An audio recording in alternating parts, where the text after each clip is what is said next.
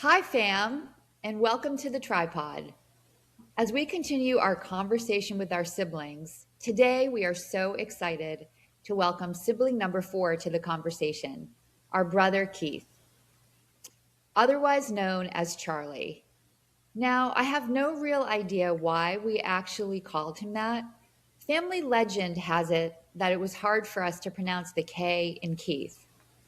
Anyhow, regardless of legend, hello, Charlie, and welcome. Well, good afternoon, girls. How are you all doing? Great. So glad to have you here. Well, would you like me to explain how I got the name Charlie?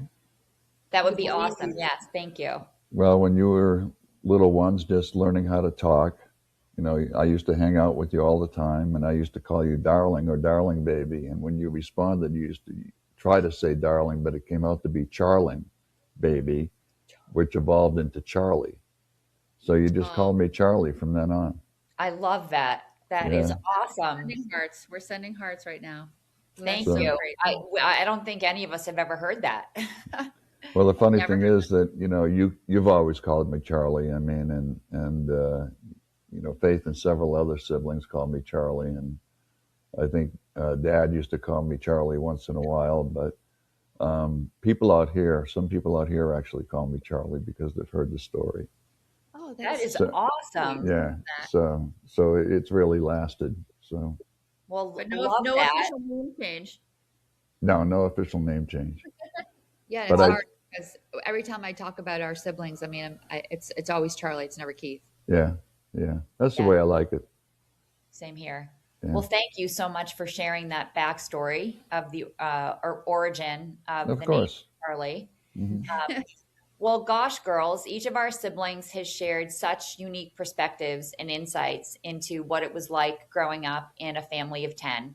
And in my opinion, it's been super cool to hear both the similarities and the differences in their experiences growing up together. Do you both agree?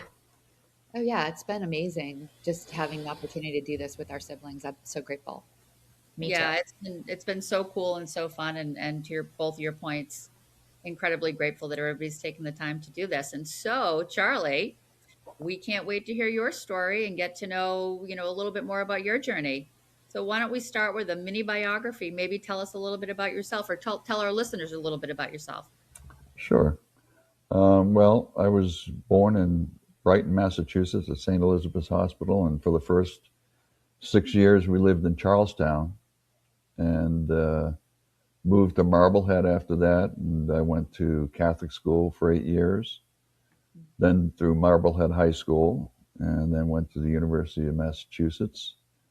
And when I was 25, I decided to move out west to Las Vegas, and I've been here ever since, which is almost 50 years, which I can't believe. When I first got here, I swore that I wouldn't be here more than 5 years, but things didn't work out that way. So, I think um, no, right? yeah, I mean, I've been an environmental chemist for the past 35 years with the same company and legacy companies, 5 different companies with the same contract. Prior to that, when I first moved out here, I worked for a pharmaceutical company for like 10 years and met some great people there that became lifelong friends. I have 5 children and 6 beautiful grandchildren, Wow. and one of them is named Charlie. So I'm Love not that. saying that she was named after me, but I like to think so anyway. Keep Probably a the good But likelihood of that. yeah, yeah. And, it's a little different. My perspective might be a little bit different because I've been away from the core family for so long. But yeah, I'm excited to share some stories with you.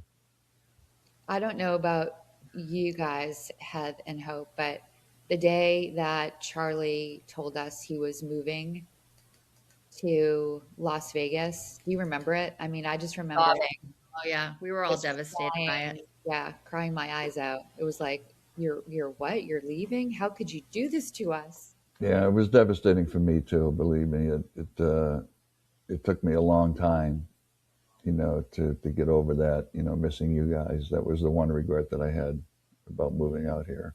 But 50 years, it's been 50 years. I cannot, Almost, yeah. doesn't impossible. It is, isn't it? It's just it's crazy, and it's changed so much over 50 years. When I first moved here, the population was 178,000. Now it's over 3 million. So it's Just in just Las Vegas proper. yeah, it's not the same Wow. city. It's just not it's just different. Yeah. Yeah. Well, thanks so much for the background information.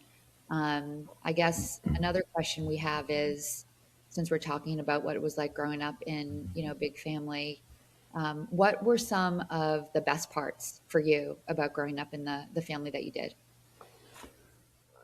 Well, certainly, you have to talk about the environment too. I mean, we grew up in a great town.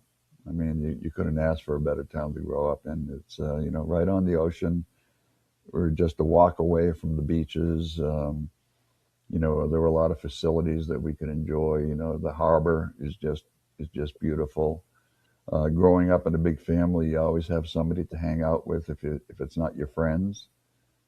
So many times Mark and I hung out. Um, you've been in Mark and play football with me. Pam and I hung out and did different things together because we were in that close age group. Yeah. Um, there were,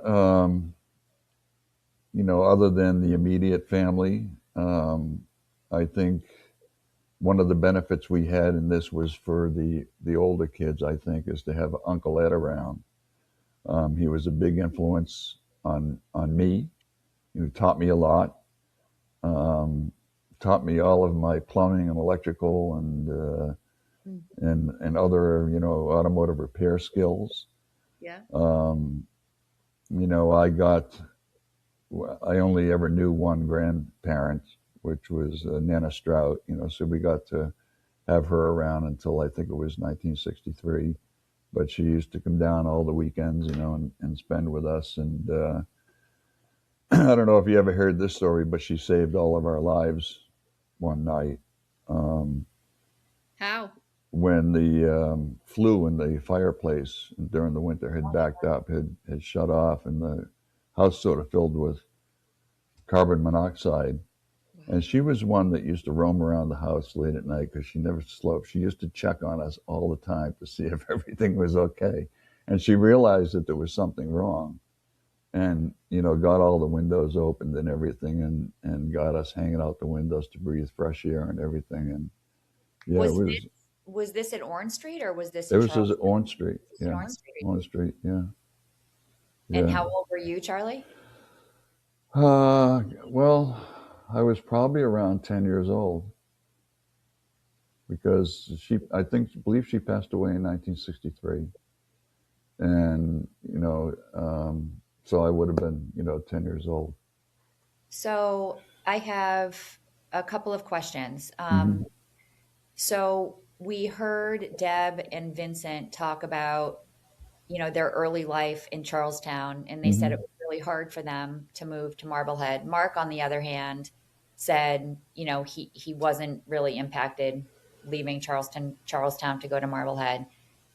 How did you feel about it? Was it a hard transition for you too?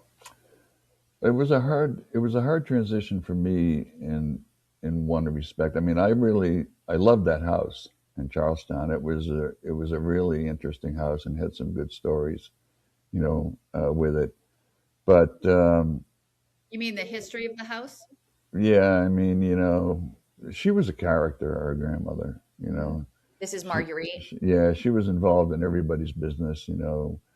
Helped people out all the time, and she convinced two escaped prisoners who had escaped and got on her back roof to give themselves up. You know, I mean, I don't know the full story. Vin probably could tell you more detail about it, but she was she was very authoritative, like her Yeah, son, we've heard that. in, We've in heard many that. in many respects.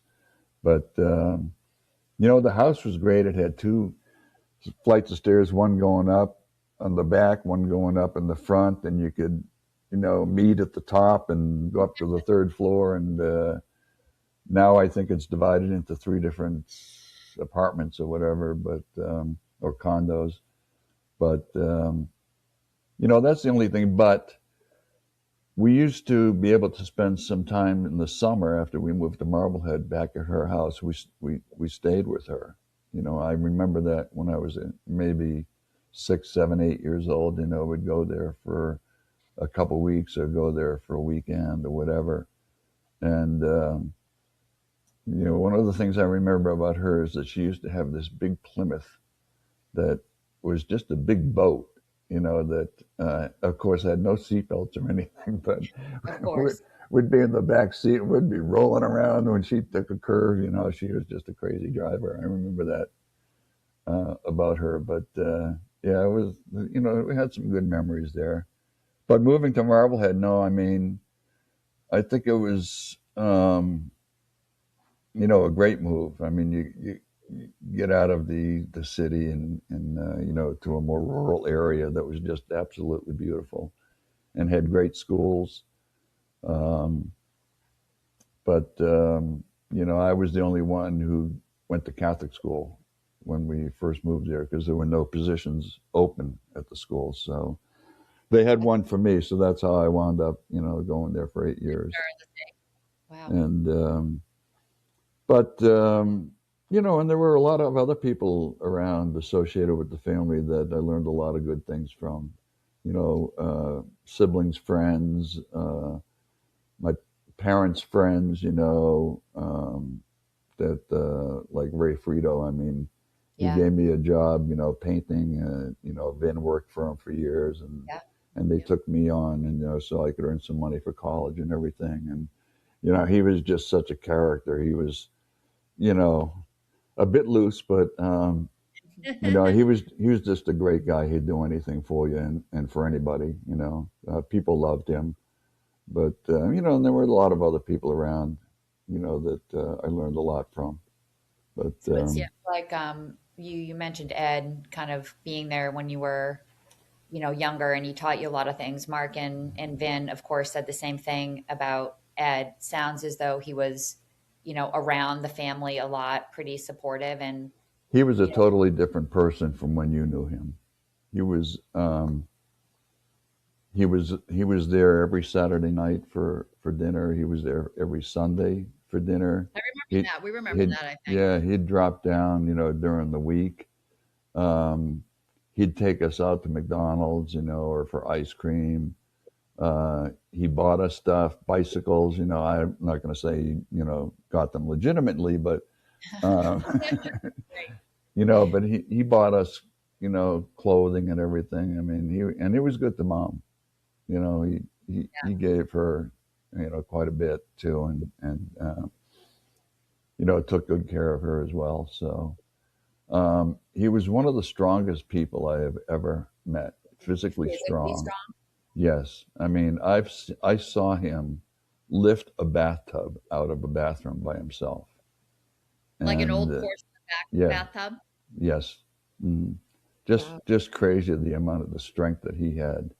And, he was never afraid of work. I mean, like I said, he owned property, and we used to help him, with the repairs when he needed help, especially me and Mark. And, and I learned a lot of valuable things from him, as far as repairing things. I've never had a contractor come and do anything at my houses because of what I've learned. Yeah. Mm-hmm. And do you think he learned that stuff from the properties that he owned? It was sort of self-taught, or did he learn it someplace else? I think he did. I mean, he never really had a real job other than, he worked for a brewery for a while, worked for the IRS for a while, but most of it was just, doing things for people and, and the property that he owns. I think he just learned it on his own too, but he was a really bright guy, but yeah, he was a big influence on me. I would consider him to be like a second father to me. I mean, I had a great relationship, more so than I think my own dad. So until later years. So yeah, he was just great. It was great having him around. Yeah, sounds like he was super supportive. For Yeah, it's funny with him. I mean, I don't mean to belabor the stories about him, but um, we were at Dunkin' Donuts in the Revere Circle one day. We went in to get a cup of coffee or something, and Dunkin' Donuts used to have these horseshoe shaped counters, and we were sitting at one side, and he says to me, he says, "See that guy over there?" I said, "Yeah." He says, "That's your Uncle Bill. Let's go." And Wow. that's the first time I ever saw Uncle Bill, wow. and that's you know that's the only time I ever saw him until Dad's funeral. That's the only time I ever met him. So Did you know before he said that? Did you know about Bill? yeah, Did absolutely, because Mom used to talk about Bill, and yeah, Bill used to call Mom, you know, quite often. Did they They talk? had they had contact with each other.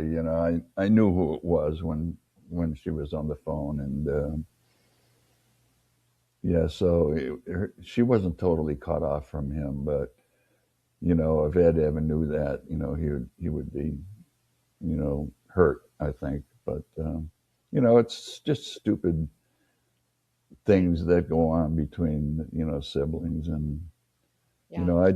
I can't imagine ever not talking to one of my siblings. I mean, I'm not preaching to anybody, but it's just, it's hard for me to imagine. Time is short, right? Yeah, very Um, short. and for our listeners, our mom had two brothers, our Uncle Bill and our Uncle Ed. Our Uncle Bill and our Uncle Ed had a falling out, and our mom sort of sided with our Uncle Ed, which is what Charlie's referencing. Right. And we have a Yeah, lot of cousins on that side of the family that we never knew. And I drive by, you guys, Wonderland train station. Hmm. There's a big grassy park right in front of Wonderland train station that I pass every day, and it's called the William Butler Circle. yeah, And yeah, Wow. every time I pass it, I'm like, that's so crazy that we really never knew him at all. And yeah. Heather, is that for Billy Butler? Um, is that for mom's brother or Bill's son? I'm not sure, to be honest. I don't know. Okay. It's one of them. It's someone Yeah. related to us. Yeah. But I remember actually when mom was sick in the hospital at Shaughnessy. Do you guys remember this? I Because I remember think, Bill came to yeah, see her. I Yeah. think it was the three of us in the elevator with Hmm. Bill and maybe his wife. Was it Dottie, Charlie? Yeah, yeah. It's a They name. were they were in the elevator with us, and we had no idea who they were. And Bill looked at us and said, "I'm your Uncle Bill." Really? Actually said you're not looking at a ghost. He said you're not looking at a ghost. I'm not your Uncle Ed. I'm your Uncle Bill. Yeah, Yeah. yeah. So They're you very remember? similar looking. Yeah, Especially, I think, as they got older, right? absolutely. Yeah, Yeah. yeah. Charlie, is there anything else you wanted to add it about what were some of the best parts about growing up, good parts about growing up in the family? No, I mean, I think in the early years when we first moved to Marblehead, we did a lot of. I remember going to Nahant Beach quite often with Mom, where Uncle Ed would drive her and all of us kids to Nahant Beach in the afternoon, and Dad would pick us up on his way home from work and stuff like that. So we had a lot of good times. Um, Great. had a lot of friends. In the summertime we were never home, absolutely never home. I mean, I don't understand these kids these days. They're sort of anchored to their electronic devices, but Right.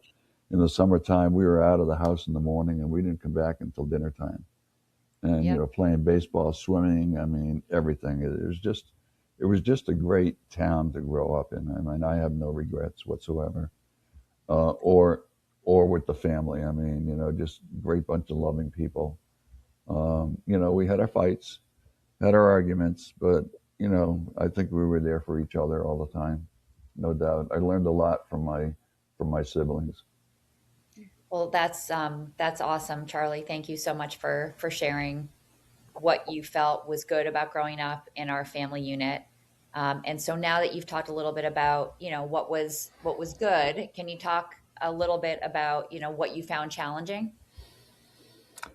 Well, as I mentioned before, I went to Catholic school, and I was the only one until Pam, you know, was old enough to go to Catholic school as well. But um, it's sort of all of my friends who lived near the house or, neighborhood friends, they all went to public school.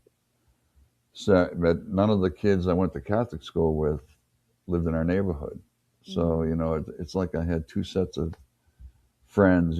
Certain days I could hang out with the kids in the Catholic school when we had no school because of, holy days of obligation or whatever, different vacations. But most of the time, I hung out with my friends from the neighborhood.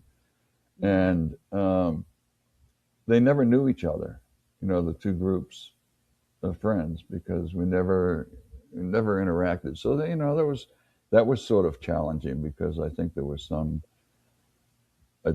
jealousy there between the two groups, and there was um, Who got to have you on any given day? yeah. I mean, there was nobody in the Catholic school that was a neighborhood, group of friends, and vice versa, and it was difficult sort of juggling both of them. Yeah, the two teenagers. Um, but like I said before, challenges. I think we always had enough resources, to support so many kids, but they were limited. Yeah. It was tight. Yeah. And yeah, Yeah. and that was a little tough. I mean, you needed things for school. You needed your parents to spend money, and it was difficult, I think, for me to ask, for them to do that when I needed something. I sort of felt guilty about it, and so I think, Probably all having guys with that, right, guys? We all yeah, I think absolutely sympathize with that. Yeah.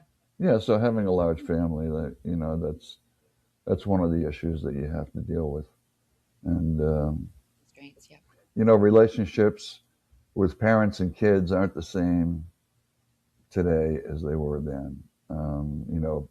Fathers are much more involved, I think, with their children, raising the kids, caring for them, and everything else. And I like I said before, I never really had a really father son relationship with dad. I mean, he was involved in his own things. He had a lot of things going on. His memberships with different organizations, his work. He commuted quite a bit. He'd get home, he's tired. And then sometimes he had to go out and be a toastmaster somewhere, or be involved with the genealogy uh, hobby that he had and stuff like that. So I think part of that was from his upbringing. His mother, I think, was very stern. Well, I know she was, and so he was more of a disciplinarian than a caregiver. And I know that in That the my, role, though? Was that the role at the time, do you think? I Like, think it was. I think from most of my friends that was true. Not all, but yeah, I think mostly that was true of that generation, sort of our baby boomer generation. It was, but as we got older, I think our relationship got much better, especially when I was going to college, because as I commuted, yep. and I commuted with him most of the time. I drove in with him, so we got to know each other a lot better and talk, current events and politics, and what's going on in his life, or with school or my life. So we had that opportunity, for an hour every morning. He'd drive me into South Station and drop me off, so I could get to school, either when it was downtown or when it was at Columbia Point, so I could grab the subway out to there. But um, and most of the times I'd grab a ride home with him. He'd pick me up at Wonderland or whatever. Mostly I took the bus, but in the morning certainly it was either him or Vin that I commuted with. So I think that improved our relationship quite a bit. Getting to do that. Um, and again, about Uncle Ed, he used to drive me home on Thursday nights because I had a late class until like 8 o'clock at night. So Um, I'd take the subway over to Orient Heights, and he'd bring me back to Marblehead, and either feed me one of his famous spaghetti dinners or bring me to the Greek diner in Lynn. So, so yeah, I mean, relationships with adult uh, siblings. Then, I mean, especially with Vin, because I bonded with Vin. I worked with Vin in the lab at UMass. Yeah. That was the connection. I was on the work study program, and I was able to work in the laboratory where Vin worked. That's cool. As a research assistant and a teaching assistant. So that was a lot of valuable experience for me in my career. I learned a lot in that laboratory. Can I ask, did you ever think about moving into Orient Heights, the house at Orient Heights with Ed during college at all, given it was closer to UMass for your commute? Are you familiar with the condition of the house? Oh, no, Before you ask the I don't question. remember. I don't remember that house at all. Do you, Heidi and Hope? Do you remember that house? Would I we have mean ever that. been? Oh A yeah, little, that was a great really. house. I mean, it was a triple decker. Yeah, it was a Typical big house. triple decker. Yeah, it was a huge house. It was a beautiful house. I mean, it had a great basement too. I used to store my motorcycle down there in the winter. But yeah, I mean that would have been a good idea. I mean, at one point he had the first and second floors, and rented out the third. But then eventually he just had the first floor, which was certainly big enough for another person. I mean, I never really gave it any thought, but that might have been a great idea. Well, is there anything else that you want to touch upon in terms of challenges before we move on? No, I don't think so. I have to stress that I really enjoyed growing up in the family. I mean, I think we met challenges as as as they came across to where we had to answer them, and I think we did it successfully. I mean, I had some challenges in school for a while, but I had some teachers in high school that really influenced me. I don't know if you remember Mr. McQuaid, if I was he just was going to say, if Mr. he was McQuaid. there, Yeah. Mr. Gleason, who was the biology teacher when I was there. He's probably not there any long, when you guys got there, but they had a huge influence on me, especially Mr. McQuaid. I mean, he was just a great guy. He had a tragic uh, ending, I think, with he had a heart attack, and but he also had a heart attack when I was, I think, in my senior year, and he was out for several months. So, but he was a very bright guy. Was really into Yeah. science. Uh, Formed the marine science class. Other than he taught chemistry, but we had a marine science class that I sort of was the leader of. So every Thursday we went down to Riverside Beach and took samples and did bacterial counts on them, and dug through the mud and looked at it in the microscope, and checked for the E. coli count and stuff like that, and reported it to the town and stuff. But yeah, he had a huge influence on me, and why I wanted to pursue chemistry as a career. So Yeah. Hope, wasn't he our He was our chemistry? chemistry He teacher, was our Heidi. chemistry teacher, Heidi. He was our big, chemistry teacher. big I guy. did. Yeah, Yeah, he was a super well, nice guy. Again. when I knew him, when he was my teacher, he was big. He lost a lot of weight after his first heart attack, and was just tall after He Yeah. that. was a tall, yeah, big guy. I think by the time we got to his chemistry class, he was still a very, a great guy, but I think he was a little past the teaching point. Yeah, yeah. At least that's what I remember. He was like, "Here's a Bunsen burner. Go figure out what they do." Like, you're on your own, kid. Figure it out. Seriously. Yeah, Kind of. He would just sit at the top of the, like head of class and just kind of like watch kids try to figure yeah. stuff out. No, that's cool. Maybe he had his own stuff that he was doing too. True. He True. could have. Totally. You never Yeah, know. You never know. You never know. But I'm glad he was a good influence on you. Yeah, for yeah. sure. But I mean, I guess the bottom line is that it's not just your immediate family.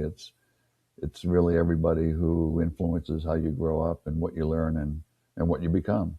So, Takes a village, right? Takes a yeah, village. yeah, yeah, It's exactly. It so true, does. though. It's so true. Yeah, it's so true, Hyde. Well, Charlie, thank you so much for sharing, the good and the good bits and the ugly bits. So let's shift gears a little bit. And I guess I'd ask you, what was your perception of yourself, really within our family? What sort of role do you think that you played within our family? Well, I mean, I think before you guys came along, I was the so-called middle child, and Hope, can you relate? I can relate. sort I of can a relate. sort of an independent of everybody else, and off doing my own thing. Um, there were some common friends with other siblings, but um, yeah, I mean, I just sort of was like a lone wolf for several years, and until you guys, came along, We and grounded my you. and my focus, went towards you. So um, I'm not saying that, I mean, I got into trouble. Everybody does. Yeah. I had some discipline problems, but it's part of growing up. Yep. Yeah, I think the word I used to describe myself too was independent middle child. Yeah, Kind of felt like I had to take care of myself, and I, that was I, part of self-imposed. exactly. But I think that would be said about most everybody in our family system, though. Our family, though, yeah. I mean, there were 10 kids and two parents, so probably, Mm, yeah, kind of I mean, you independent. guys may have felt it more just because you were quote like middle children, but I yeah. don't. I mean, I don't like to label it, but yeah, it was just the way it was. You know, yeah, yeah, Yeah. makes sense. but yeah, I've always been an observer. I don't not always voice my opinion or anything, but I always like to observe people and learn from them, and I Do did you a feel lot of like that. you were kind of seen in our family? Like, was your voice heard? Oh, I was seen when I caused problems. Yeah, Yeah. for sure, for Yes. sure. Wait till your father gets home. I think we all heard that at one point. Oh, no. Well, Heidi always tells a funny story about when we let our neighbor Bonnie. Remember Bonnie? We let her dog loose one day, and then Hyde can tell the rest. But Well, I think we the got in. dog's name was Bonnie, right?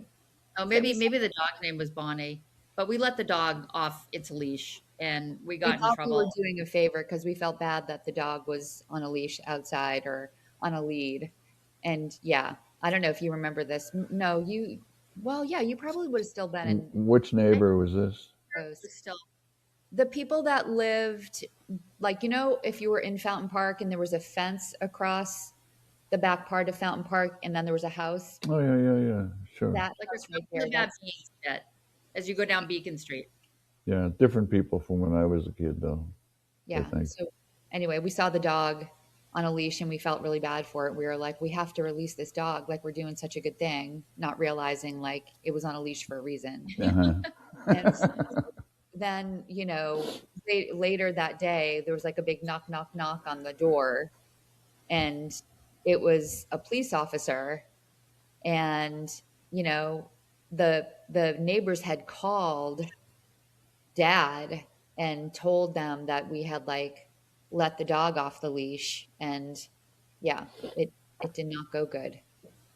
But we That's lied to Dad, yeah. and he was very authoritarian, so we were all terrified. Oh, I've been there. Believe me, I've had the police knocking on the door because of me too. Like shooting street lights out with my BB gun, Yeah, yeah. and denying that, of course, but caught red-handed. So there were other instances as well. Yeah. Oh darn. Things we Yeah. do. We do. You Yeah. don't think that adults are that smart, but they can figure stuff out. They can. So sounds like you saw yourself as middle child, somewhat of an observer, independent. Gonna switch the conversation to what you how did having triplets like impact and affect the family system? Like, how did the family system change when we were born? Oh, I think it changed it totally. It was became a totally different family. It was focused on the three of you, no doubt about it. I think Dad became more of a caregiver, um, probably out of necessity. But yeah, he paid a lot more attention to the goings on in the family and caring for you guys and or helping. Um, So but you felt so did everybody else. I mean, I was the same. I gave I was did a lot of things for you guys. As far as taking care of you, bringing you for walks, and taking pictures of you all the time, and Washing just diapers with just Mark at the yeah, laundry. well, no doubt about it. I mean, it had to be done. I mean, Mom was just overwhelmed.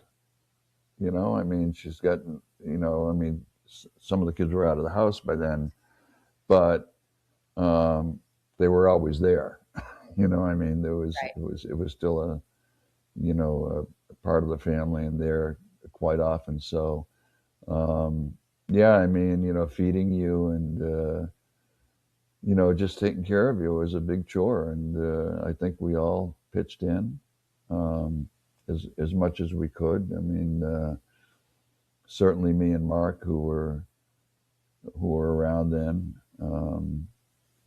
but yeah, I mean, it was a great experience. I think having you guys, you were very entertaining. There's no doubt about it. I mean, I have some funny stories. I mean, as you know, I bonded with you from day one because I was the one who went with Mom to the hospital in the police car, which was just a crazy story. And Tell us you that know, story. yeah. so I get home I was in high school, junior year, I think, and um, I don't know if I was called home, early by her. But when I got there, she's sitting on the stairs up to the second floor, and I said, "What's wrong?" And she said, "Well, it's time. The baby's coming." I think we lost Heidi. Um, Maybe just her video. I think she's okay. okay, and so I said, "Okay, I'll call for the ambulance." And she says, "No, no, I have to take a bath." And here's a woman sitting on a stair. She can't move because she's trying to hold a baby in, but she's going to take a bath before she goes to Yeah. the hospital, right? And I call the police. Proper thing to I do. said, well, let me tell you something. You go do what you have to do, and I'm going to get the police here with the ambulance. So I called them, and now it's snowing out, and Yeah. it was snowing pretty bad. And so the cops aren't showing up, the ambulances are showing up. So I'm outside the house waiting for them, and here comes the police car up Orange Street and bangs a left up Pond Street. I said, "Whoa, where are you going?" So I start running up Pond Street trying to Back, chase them back. down, and here they come back down, and they had taken a wrong turn. But so we go back in the house, and now I got two cops there trying to convince her that we need to go to the hospital now. Oh my gosh. But we had to carry her down the stairs Yeah. because she was just in no condition to walk. Was So she in we, labor? yeah, absolutely. And we And heard she was and really late big. stages of she was huge, and it was late stages of labor. And the town ambulance was broken down, so it wasn't available. So they, in those days, the Marblehead police had station wagons for police cars. So we get her into the back seat, and one of the officers is sitting in the back seat. I think it was Sully. I don't know if you guys remember him, I think so. Officer Sullivan. Yeah. But you know And what? That's actually because, yeah, he used to see me in town and tell me the story about being the uh, police officer who took Mom to the hospital. So, did he yeah. really? And the other one was an older guy. I can't remember his name, but I'm sitting in the front seat of the police car because I got to go with them. And we're all saying, "Helen, just hang on, hang on." And we got to go to Salem Hospital because Mary Alley doesn't do anything anymore. They Was don't she even. calm or was she panicking? She was breathing pretty hard. yeah, she was labored. There's no doubt about it. Yeah. But you know, she hung on there. She hung in there, and I'm you know, kneeling on the front seat, facing the back, holding her hand, trying to convince her that she can't have a baby in the police car. That's amazing for a 16-year-old. Yeah, Seriously. it was nuts. But we got there, and you know, the hospital staff comes out the emergency entrance, gets her in there, and they bring her right into delivery, and you know, shortly after, as the story goes, nobody knew that she was having triplets. I mean, I think after, you know, in hindsight, she may have suspected that it was more than one, Yeah. but the doctor delivered Heather, and the nurse said, "Doctor, there's another baby here." And Hope was delivered, and then the nurse said, "Doctor, there's one more." And Heidi was delivered after that. It was like 7 minutes apart, if I can remember correctly. But the doctor said, "Make sure there's no more in there." But yeah, I mean, you guys, two of you came home after a week, and I think one of you, I think maybe Heather, had to stay an extra week at the hospital, and yeah, then you joined the big happy family. Right. Because I we had think asthma, right, when we were born. Yeah, I mean, you guys were asthmatics. I don't know if you're still having issues with that, but Were we full term? Like, was she 40 weeks? yeah, yeah, I think she was big. I mean, it's there kind of was remarkable. It's kind of remarkable that she would have gone to 40 weeks just because she had 7 kids before us, you know? I know, but I think it was because it wasn't one big baby. I think it was Right. because it was. I mean, you were all around. Heather was a little less than 5 pounds, but I think Five, you and Heidi were 5 something. 4'11". I was 4'10". I think I was like 4'11". 414. Oh, okay, just all around 5 pounds. Yeah. A little bit less, but I think that made a big difference. And you know, if it was one big baby, I think it was. There's no way one baby's coming out of there. You know, like Yeah. without help. So 15 pounds a baby at 47 years old. It's crazy, really. If Now, you think about it. Yeah. Charlie, were you calm? I mean, were you like, yeah, I okay, mean, I was calm. You know, mom was not good in a panic mode. She No, ever. she could I deal mean, with you like know, blood. I don't know if you remember that the story, but I had an accident when I was I think it was probably 12, 13 years old on Christmas Eve. Pam and I were sledding up on the hill behind the house, Yeah. and you know, it's a historic graveyard with Yeah.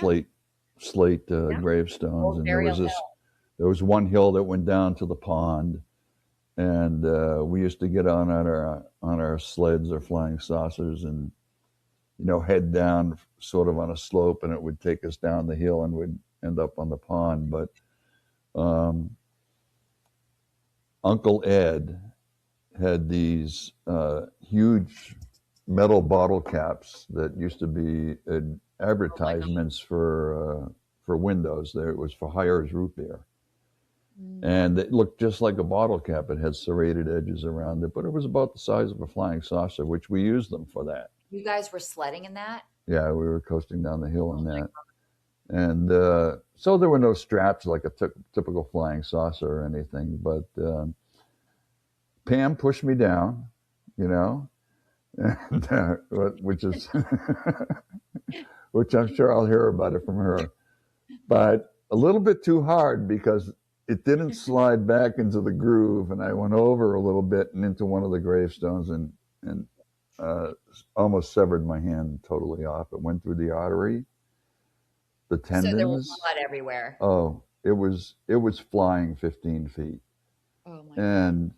you know the distance from that site to the house, To our and Not it's super close. Yeah. no, and it's Christmas Eve morning, and there's snow all around, you know, but now it's red tainted snow. of course. I had the mindset to sort of apply my pressure, you know, like a tourniquet, to stop the bleeding, and I got into the house, and she's going crazy. She sees the blood. The blood is, I let go of my hand a little bit, and the blood is hitting the living room wall.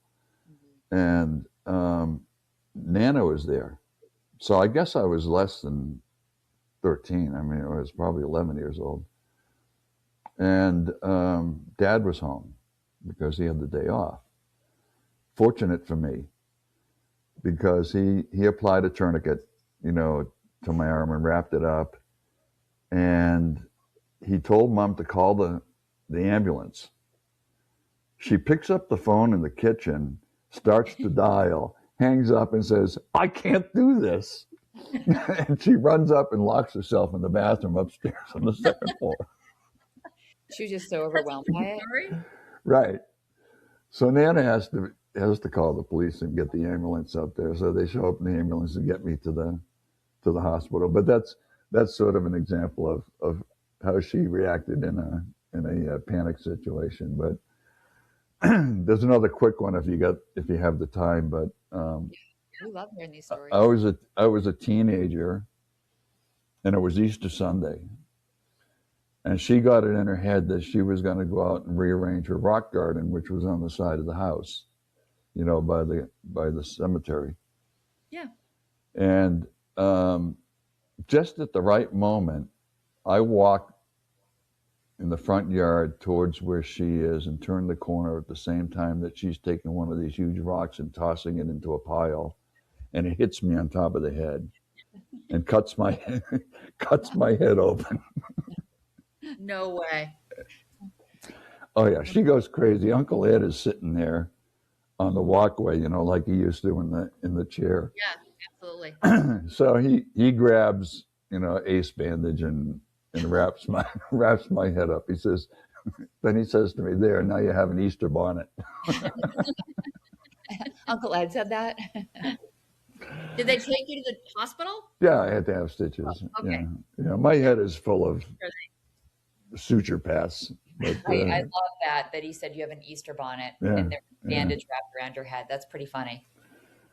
Yeah, but if she was by herself and had to deal with a situation, she could do it. Yeah. But when there were other people around. Yeah. Yeah. Well, we're certainly glad that you survived all of these traumatic experiences. Yeah. And I used to take you guys for walks all the time up to Red's Pond to feed the ducks. And I remember this one time. I don't know if you remember it. You may be too young to remember this, but there used to be right at the edge of the pond down the hill, there was a little farm, that had a little bridge that you could cross. I don't know if you remember that. It was an actual little farm that somebody lived on. The yellow house, the Caldwell's house that was right there. Okay, it was to the right of that. Yep. And so they had a lot of geese. And somebody had left the gate open to their property. So when we were walking back home, I got the three of you, and you were walking and everything. I mean, you were between 2 and 3 years old, I guess. So we start walking up the hill, and now the geese are out. They escaped, and they're chasing us. Okay? And like geese do, they start running after us, and they start nipping at your legs. Oh, no. So the three of you jump up into my arms. Now I have three of you that I'm carrying up the hill, and the geese are biting my legs. And you guys are screaming at the top of your lungs. Yeah, so I think when we got to the top of the hill, the geese gave up and went back. But it was a good time. That's I cute. remember those geese at Red's Pond were so aggressive when we were kids. Mm-hmm. You guys remember? 100%. Yeah, we used to run Yeah, by them. it was crazy. They would jump right at you. They really would. Yeah. So it sounds like, in your opinion, the family dynamic changed pretty significantly when we came along. Oh yeah, bonded together. To focus on you guys, no doubt about it. I think you were I don't want to hate to say it, but the pride of On Street. But yeah, everybody just focused on taking care of you, and you turned out great. What can I say? Were our siblings like happy to help when you say like everyone kind of sort of, you know, rallied around the fact that like there are three little babies and like, oh my Mom gosh, needed mom help. Yeah. was overwhelmed. But Well, or I feel like there was some like resentment. I mean, I can't really speak for anybody else, um, but I knew that mom certainly needed help. And I was living there. I was in high school. I mean, she Mm. needed help, and I gave it to her. But I learned a lot from her. She taught me how to cook. I helped her prepare meals, and she was a great cook, and you know, she was worn out. Yeah. Yeah, You know, Yeah. absolutely. and you know, I think everybody did what they could do, but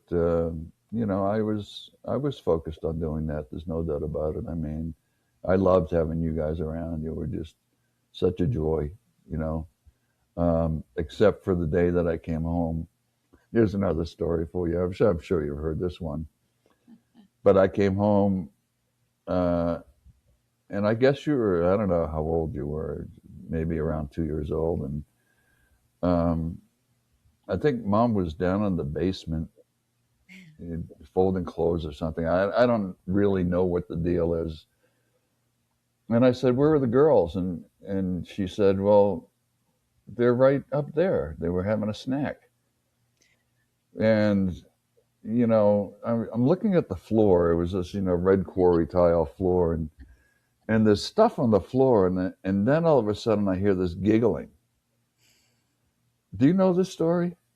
I think we've heard it. Yeah. Maybe. So I hear this giggling coming from underneath the counter, in the cabinets from underneath the kitchen counter, and I open it up, and there's Heather, and I think Hope, sitting there with salad oil all over them, with flour and cornflakes. I mean, just pasted to you. And Heather's sitting there with a stainless steel bowl on the top of her head. And I opened up the cabinet on the other side, and there's Heidi sitting there with the same stuff on her. And you're all just, you know that you're just Having a being so party. mischievous and doing, just somebody let you loose. I But wonder what this is like. she came upstairs, she just cried. She saw what a mess it was, because the cabinets, were just I bet. She's soaked like, with there's something else for me to do now. yeah, Something yeah. else to clean So up. that was a joy to clean up. Yeah, there's no doubt about it. Plus Oh, cleaning you God. guys up. I mean, I think we just threw you in the sink and Well, cleaned you up right there. But it was hard lesson learned, right? Like don't yeah, a lot of take the way fun. off the girls. No doubt about it. A lot of fun. So funny. Well, You know, thank you so Vincent, much for. one sec, Kobe, because Vincent told us a story about we got into some cereal or something. I think it's a different story than what you just told, but then he said they took us outside and hosed us down. I don't know. He wasn't there at the time for this story, though. I think it Yeah, involved Yeah, molasses that's when he right. was involved. yeah, it could be. Yeah. Yeah, different. You're always getting into trouble. We were mischievous Well, ones. Charlie, yeah, these stories are they're awesome. And thank you so much for sharing them. I'm going to switch topics a little bit because, you're what, 16 years older than us? Is that right? 17, I think 17 years old. Yeah. So really would just like to hear your thoughts on, what it was like losing our parents, right? We were 13, I think, when dad died, 22 when mom passed. Talk a little bit about the impact that the loss of our parents had on you. Well, I mean, our perspective is going to be different because you were so young, Yeah. you know, Yeah. and I was living out here at the time when dad died, and it was traumatic because he died so suddenly. I mean, he was gone, and that to me is more difficult to get used to or to accept than for like mom, who had been ill for a long time. So it was more difficult to process his death or to grieve over it because I couldn't understand it. I mean, nobody expected, he's only 59 years old. Yeah. Right. And I think for the Strout boys here, once we hit 59, we say, well, good, made it. Yeah. Because I think our granddad died at 59 or 58 or something like that as well. Yeah, And the that's three of us are 57. And I mean, I think about that all the time. Yeah. So, I mean, just be thankful for every day when you wake up. I am anyway. we are But too. yeah. But, so fortunately, I was able to get back there, quickly. Mom was devastated when he passed away. Obviously, she was just at such a loss. You know, Basically the only man that she ever loved and was ever with. So, and then there were you guys who were only 13 years old, and I think he was a lot more involved in your lives than he was in the older kids. There's no doubt about that. I mean, he used to bring you to school. He was retired at the time too. Yeah. It was, yeah. Yeah. So, but it took me a long. I mean, I was what 30 years old, Yeah. and so I'm an adult. I mean, life goes on. You have to understand that it did take me a long time to process it and to grieve.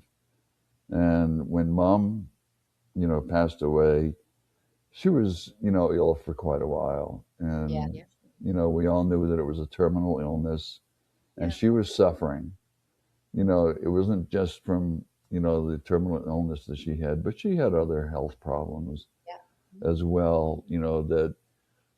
That the cancer really, tore her body apart, I think. And um, when I came out there, because we knew that it was, her final days. She waited for you. Yeah.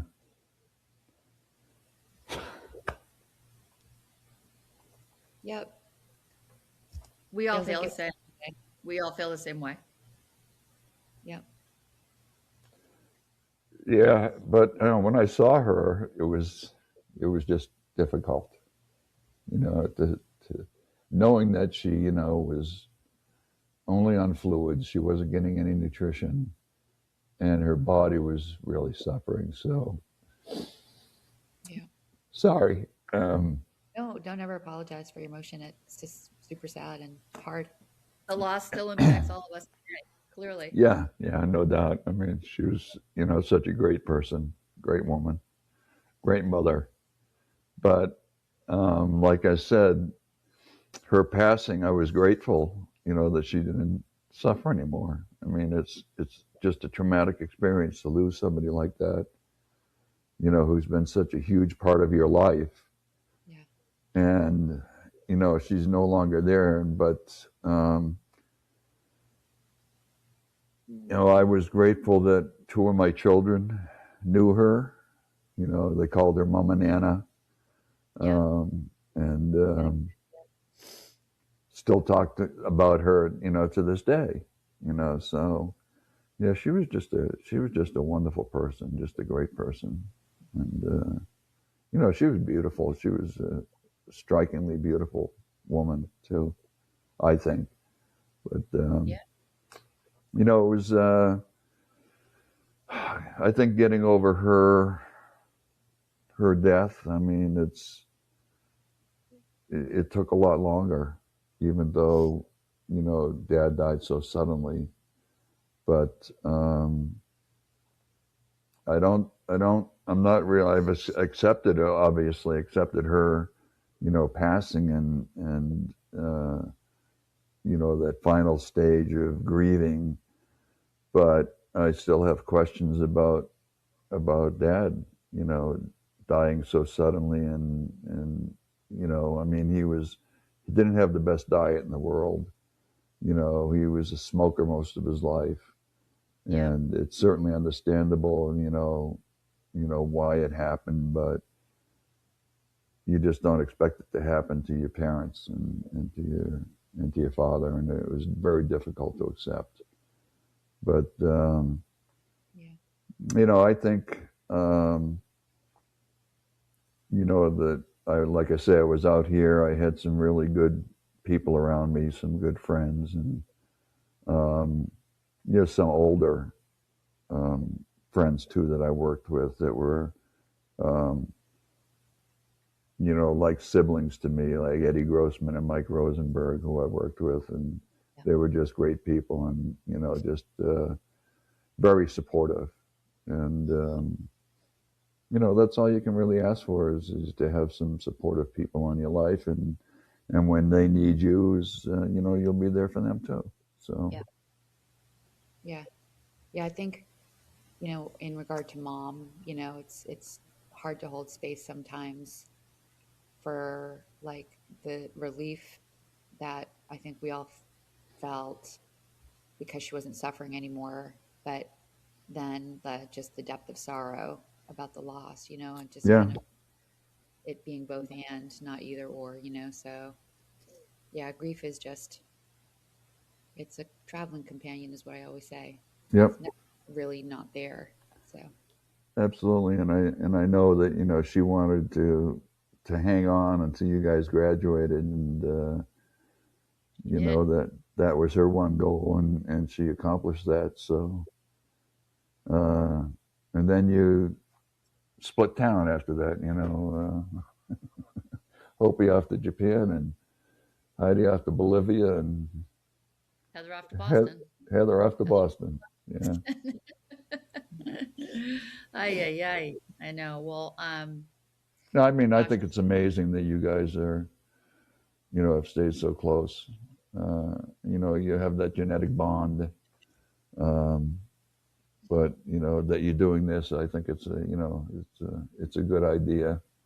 No doubt. I mean, like I said before, you're sort of investigating your past and want to learn more about your past and your family and everything like that. That's a great thing, as long as it doesn't cause any pain, yeah. that you can't resolve. Um, but I think this is a great thing, and I'm glad that everybody's participating in it. So yeah. And I think, for us, we always talk about, I think we all feel very blessed to have grown up in a family of 10 kids. And it is interesting though, because what we've learned from listening to you and, the other siblings who have already done these interviews, really is just how, how we all come from really different generations. hmm Um, there's like the connected, the things that connect all of us, right? And it's, support and love. I don't know if Hope or Hyde want to say anything else about that. Well, I think I would say, I mean, I'm thankful for the podcast in particular because I think, our family has a tendency to sort of like kind of it's a out of sight, out of mind kind of experience, at oh least here yeah, absolutely, yeah, in Florida. You live in Nevada, Hope lives in Philadelphia. And so this idea that like to keep in touch or stay connected, like, we have to be the ones that kind of go to Right. town. And so I think while I want to say we're super close, I think there are things that we've got to like set up and be intentional about in order to try to build the connection or keep the connection. Because otherwise, I think it's just easy for most of us. And I think it goes back to just having been raised in a family with so many kids and, two parents to like, so outnumbered that, yeah, you can just kind of get very self-reliant and yeah, kind of, I don't know, just be independent. And I think that reflects some of how often, we make an effort to spend time with each other or call each other or so, yeah, I'm thankful for our siblings being willing to participate because of that. It gives us an opportunity to like catch up and find out what actually is going on in people's lives. So, yeah. Families drift apart. There's no doubt about that. They get involved in their own lives and their own families, and Well, especially I when think you don't have that familial, that mother and that father that bring everybody together. yes, correct. I Yeah, agree. yeah. That And focus on your own that families. hub. Yeah. Um, but I think these family text threads are helpful in keeping people up to date with what's going on with people, and celebrating different events, like graduations and birthdays and stuff like that. So, I know, I I think know, that's a good I know idea. when I'm getting 40 different pings that it's a Strout family text Okay, message. but you don't hear them at 4 o'clock in the morning. You do. I know. Yeah, I know. I just learned keep how to keep them on keep that silent. in keep Maggie that just, in mind. yeah, exactly. Exactly. There You're will like, be oh, plenty they're of at it time. again. They're Time to at it again. I I hear know. that, I say, oh shit, whose birthday is it today? Exactly. And true, Well, I mean, it's hard to maintain relationships with like 10 people, right? Like, so there's It also is. that that makes it a little more challenging. But anyway, Yeah, I mean, I don't want to. I was always close to Pam. When we were growing up, as close to Mark, and we don't communicate that much, and I sort of regret that. But I'm happy that Ben and I have this thing going on, yeah. especially with Chris and yeah. Fiona. So um, yeah, it's uh, I'm grateful for that. That's awesome. Never too late, never too late to try. That's what we always say. Never too late to try. The Um, tripod. the tripod. Try us at the tripod. Well, Faith Charlie, does. Faith and I, text whenever she needs something, when she needs advice or how to do something or repair something. So Well, that's that's good. good. Yeah, that's she, really good. yeah, she was repairing her pool last week, so I got several texts on that. So Yeah, I love that about her. She definitely tries to figure things out. So, yeah. Yeah, percent. So, Charlie, you may have answered this sort of already. Given the time we've spent with you already, but what do you think that our family taught you, either intentionally or unintentionally, about how the world works? About how the world works or being prepared to face the world. Maybe Um, that's what it taught you. Yeah, either way, you anything. know, What has our family taught I you think it unintentionally? taught me self-sufficiency and independence. There's no doubt about that. I mean, I moved away from a huge family, um, and basically it was by myself.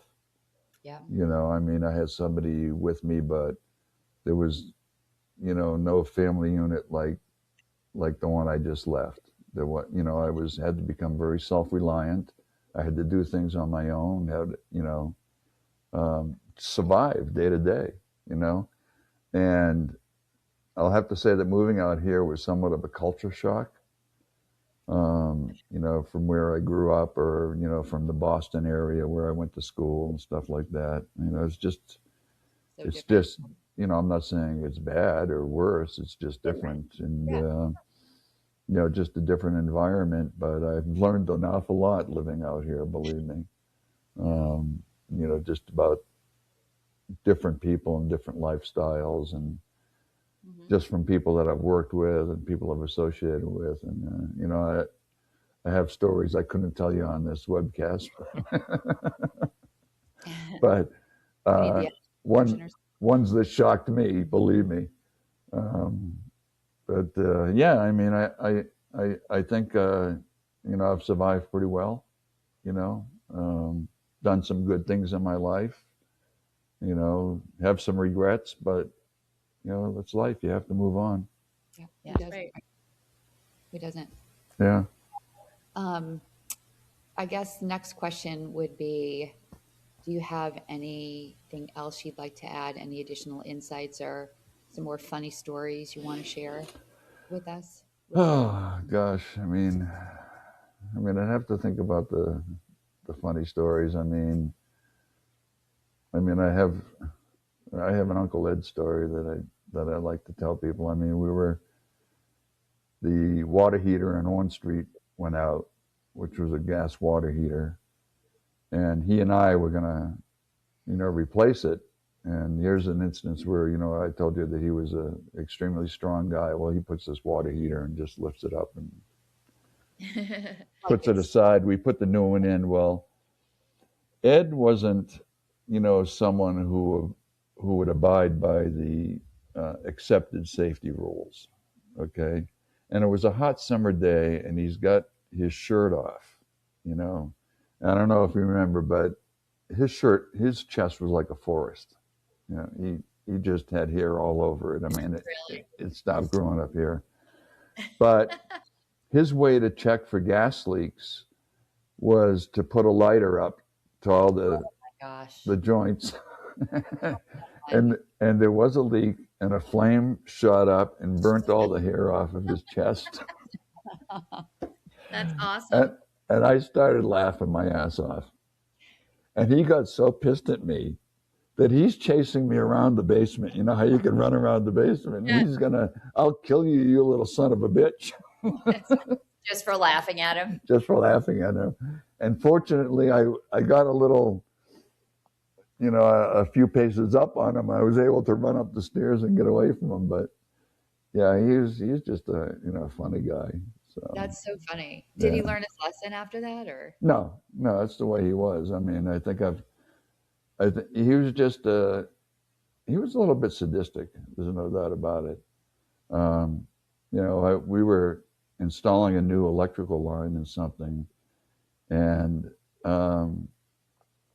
you know, I'm just a kid. I mean, you know, I'm trying to learn stuff, and he says, "Here, hold these two wires together with your finger," and I did, and you know, he Electric turned shock? on the power, and you know, he says, "Just wanted to let you know how it feels."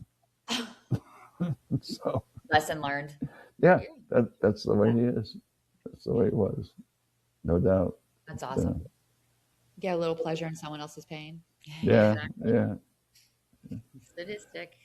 yeah. He got a kick out of that stuff, but yeah, he was a great guy. Do you want to tell us why you ended up calling us the names that you did? That was a story. Well, I certainly know Cindy Birdlegs for Heather because she had skinny little legs when she was a kid, and Yeah. they were like bird legs. So, Ace, you were called Ace because I think it was because you had such a quick wit. You know, you were a funny kid, Heidi. And you still are, Hyde. You Heidi's know, one. and I think that's why you got the name Ace. Okay. And I think Bobo, I can't quite remember, but I think it was because you had this serious demeanor about you, and it just seemed to fit, you know, that name. But you know, I was thinking Bobo rhymes with hobo, hope, ho, bo. I don't it could be it could be a rhyming thing. I just can't recall. If I If you recall, recall let me know. if I recall why, I'll let you know. I'll post it. Yeah, absolutely. Awesome. But Awesome. you Post it on know, the those Put it in the Strout family group chat. those names sort of stuck to you guys for a while, and We should change our group text names to Ace, Bobo, and Cindy. Cindy BL. Cindy Birdlegs. Yeah. But you remember, Charlie? I remember you had, or Vincent or Mark. One of you guys had like one of those machines that you could basically press names into. Do you remember that? Yeah. It's a tape-o-matic. Yeah, where you could Exactly. Like do you, the you names. used Yeah. to make, you used to make us those little tape-o-matic Labels. Yeah. tape, the labels with our names on them, Yeah. like Ace Bobo and Cindy Birdlegs. Yeah. It was a punch thing. Yeah. Yeah, I remember them. Yeah. Well, Yeah. thank you for the explanation of that. I was just curious as to why. Whether Why we it's had true, whether it's true or not, I'll tell you a story about the origin of something. Who knows? Make it up. True. Most of them are true. Believe me. Or would tell us the same, right? Huh? Chris would tell us the same, right? Chris? Oh yeah, Yeah. he's full of it. Yeah. There's He's no doubt hilarious. about it. Yeah. Really He's, like Heidi. he has such a great sense of humor. There's no doubt Yeah. about it. Yeah. A great. Good philosophy in life. Yeah. Yeah, So absolutely. Yeah. Laughter's good medicine for sure. good Yeah. dad. There's no doubt about that. Yeah. Great dad. Okay. So thanks for sharing these stories. I mean, they're awesome. And again, for your willingness to be here with us today, Charlie, it means a lot. And like we've said several times throughout the podcast, we're just so grateful for your participation in it. Yeah, it's my pleasure. Love Absolutely. you. Thank you so much for joining us today.